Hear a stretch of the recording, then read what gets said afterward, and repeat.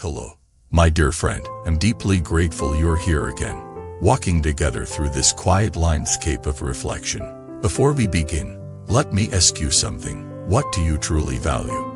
Have you ever stopped to question whether the things you chase every day, money, recognition, comfort, even security, are actually bringing you closer to peace, or are they pulling you further away from it? Today, we're going to dive into a teaching that may shake your assumptions but also free your heart, because sometimes the most dangerous illusions are not the obvious ones. They are the ones that look perfectly normal, even noble. The Buddha called this the trap of a false value. It's when we mistake the temporary for the timeless, the external for the internal, and the glitter of success for the light of wisdom. If you stay with me until the end, you will see that what is truly valuable isn't something you can own, it is something you must remember. Let's begin with a story. There was a man named Liu who worked his whole life chasing success. From a small town boy, he became the head of a large company. People called him a legend. He bought houses, cars, and traveled the world. But one night, at a dinner party, he suddenly collapsed. Heart attack.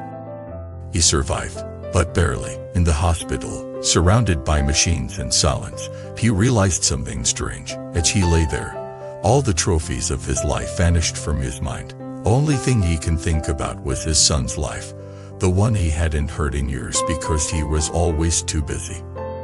When he recovered, he visited an old monk who lived nearby and asked, "Why do I feel like everything I worked for has turned into dust?" The monk smiled and said, "Because what you built was outside. What lasts is inside." That single sentence began his new life. You see, our modern world measures value through possession and how much we have, how fast we move, how loud our achievements sound. But the Dharma teaches that real value is measured through perception, how deeply we understand, how gently we love, how freely we let go. Esther Yin Guam once said, "Wealth can decorate a house, but only virtue can decorate a life." Virtue here doesn't just mean morality, it means inner richness, the ability to remain peaceful in chaos, kind in conflict, and wise in confusion. That's the kind of wealth that follows you beyond this life. But why do we keep forgetting this? Because our minds are addicted to more. The moment we get what we want, the thrill fades, and a new desire takes its place. This endless cycle of chasing is called samsara, the wandering mind seeking satisfaction in places where satisfaction cannot last. It's not wrong to enjoy comfort or success. The problem begins when we mistake them for meaning. The Buddha taught the principle of the 8 worldly winds: gain and loss, praise and blame, fame and disgrace, pleasure and pain. These 8 winds blow through every human life. We don't understand them. They toss us around endlessly. But if we see them clearly, they lose their power. Let's make this practical. Think about the last time someone praised you. It felt wonderful, didn't it? But the next time someone criticized you, that joy vanished instantly. That's because you let your value depend on what others think. Imagine if your peace didn't depend on either. You could hear praise without pride and criticism without collapse. That's not indifferentist freedom. Real value doesn't come from how the world treats you. It comes from how you meet the world. Let's explore another story. A woman named Fu Lin was a talented musician. He played the piano beautifully. But over the years, she grew obsessed with perfection. Every wrong note made her furious. Every performance became torture. One evening, an old monk heard her practicing and said, "When you play, you chase sound. Why not let sound chase you?" He didn't understand. He explained, "If you stop trying to control the music will start flowing through you. Then it's no longer yours, it's life expressing itself." She began to cry because she suddenly saw that her music had become about ego, not beauty. From that night on, she played differently. He no longer performed to impress. She played to connect, and our music, once technical, became luminous. That's what happens when we rediscover true value. It transforms not only what we do, but how we do it. So, What is truly valuable? The Buddha gave us 4 priceless treasures: compassion, wisdom, mindfulness, and equanimity. Compassion keeps the heart open. Wisdom keeps the mind clear. Mindfulness keeps the present alive. Equanimity keeps the spirit unshaken. All other treasures of money, fame, reputation are useful but perishable. They are tools, not truths. If you lose them, you lose nothing. If you lose the 4 treasures, you lose everything that matters. Let's bring this into your daily life. When you wake up, ask yourself, what am I valuing today? If the answer is productivity or validation, pause and breathe. Replace it with something eternal: kindness, awareness, sincerity. Each day becomes sacred when guided by the right compass, because your life is not measured by how much you have, but by how deeply you awaken. Let's talk about the value of stillness. We live in an age that worships noise, constant updates, endless progress, perpetual movement. But stillness is the soul of wisdom. Without stillness, reflection cannot grow. It's in quiet moments that you see which values truly nourish you and which are hollow disguises. Take a few minutes each day to unplug, not as escape, but as return. Sit quietly, breathe, and ask, what is feeding my soul right now? The answer is comparison. You'll feel tightness. If it's compassion, you'll feel expansion. That's how you know what's real.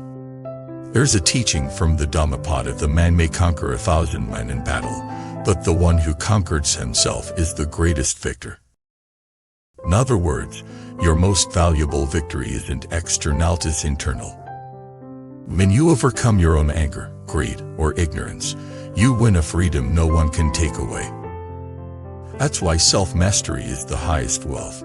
It remains untouched by time or circumstances. Let's reflect with a simple practice. Sit comfortably. Close your eyes. Think of one thing you deeply value right now. It could be your family, your career, or your peace. Ask, is this value dependent on external conditions, or does it live within me? If it depends on something outside, it will eventually change. That's not wrong, it's just fragile. How imagine valuing something that cannot be taken away: truth, compassion, awareness. Feel the stability that brings. That's the difference between attachment and awakening. Esther Yin Guang once told his disciples, people spend their lives chasing value but never stop to ask, who is the one chasing?